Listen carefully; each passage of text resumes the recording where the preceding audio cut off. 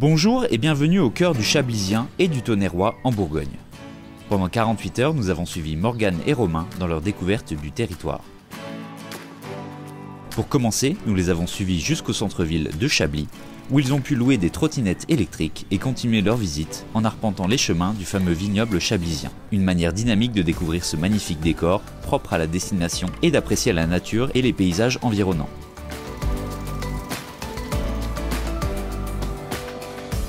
Après cette grande balade, la faim se faisait sentir. Alors nous les avons accompagnés au restaurant Le Mot Fou, pour un déjeuner local accompagné d'un bon chablis premier cru. Ils ont même pu descendre dans la cave du restaurant pour une visite du cellier où sont stockées des dizaines de très bonnes bouteilles.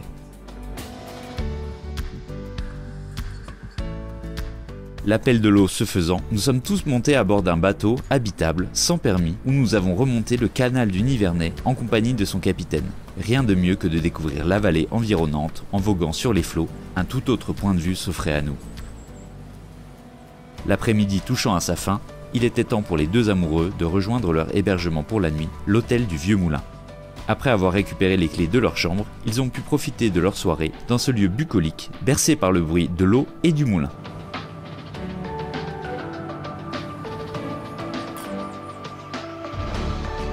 Le lendemain, nous avons mis le cap sur une visite plus culturelle, le château d'Ancy-le-Franc.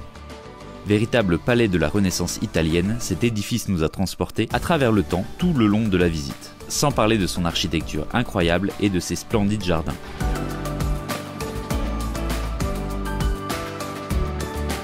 Après la visite, nous nous sommes éloignés des sentiers battus pour aller marcher dans la forêt des Géants Verts à Argentonnet.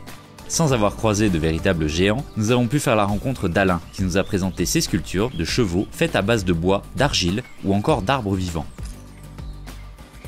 Alors tout comme Morgane et Romain, n'hésitez pas un seul instant à venir visiter Chablis et le Tonnerrois. Activités sportives ou dans la nature, à la fois historiques ou encore gastronomiques, il y en a pour tous les goûts. Alors à bientôt à Chablis dans le Tonnerrois en Bourgogne.